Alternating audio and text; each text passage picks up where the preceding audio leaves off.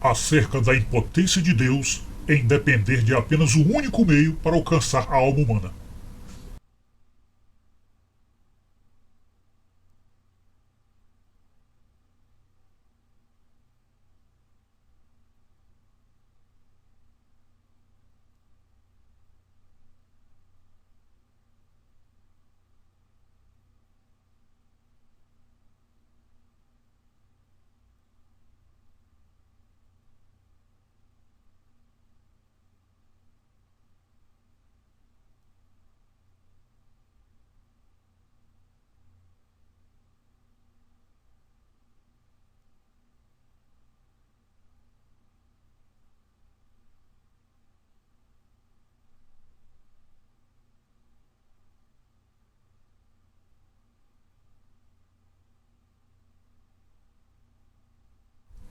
Deus é muito impotente, tão impotente que só foi capaz de deixar uma única fonte para nos salvar.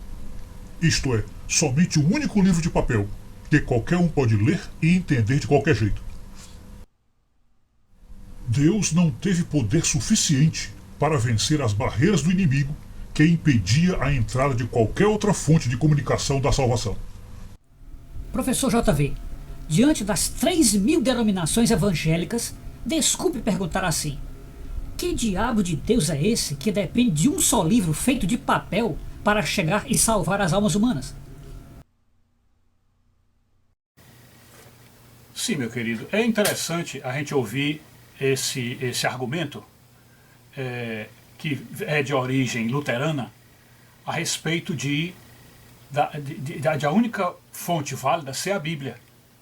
Esse é o argumento que vem desde Lutero e que ele com o tempo está se esfacelando, porque a cada dia que passa, quando a gente vê as coisas novas que estão aparecendo no protestantismo, a gente observa que seguir somente a Escritura Sagrada de maneira livre, interpretando-se como bem quiser, a coisa desanda, ou descamba e vai cair lá no esgoto da teologia da prosperidade.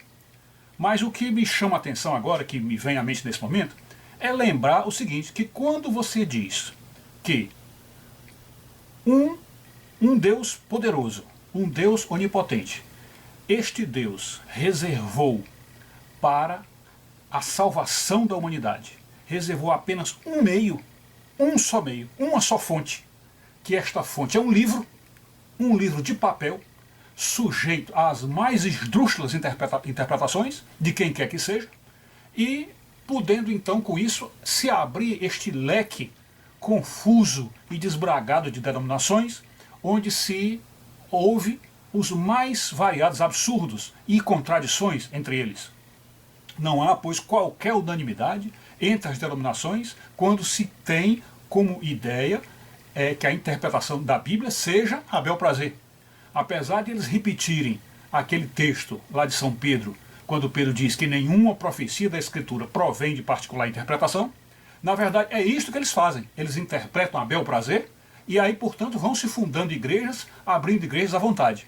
Mas, como eu vinha dizendo, o argumento que me vem à mente agora é o seguinte: como é que este Deus onipotente, poderoso, infinito, fica a depender ou fica dependente de um único livro, uma única fonte, sem que mais nada se possa fazer para socorrer este Deus deste perigo de estar sujeito ou dependente de uma só fonte?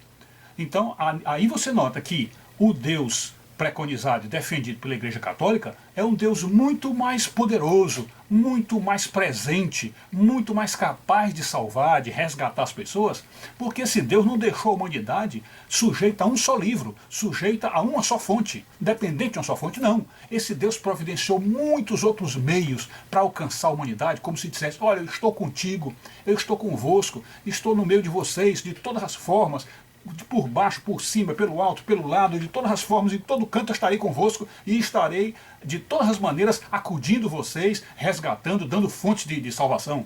E o que foi que Deus fez em princípio, em geral, que se vê particularmente nesse assunto, sobre a questão da Bíblia, é que Deus providenciou não apenas a Bíblia, esta Bíblia, Novo Testamento e Velho Testamento que nós temos, que eles, protestantes, vêm de nossa fonte e depois desmascarar aquela ideia de que nós usamos livros é a mais, quando na verdade eles foi que retiraram livros do cânon, né?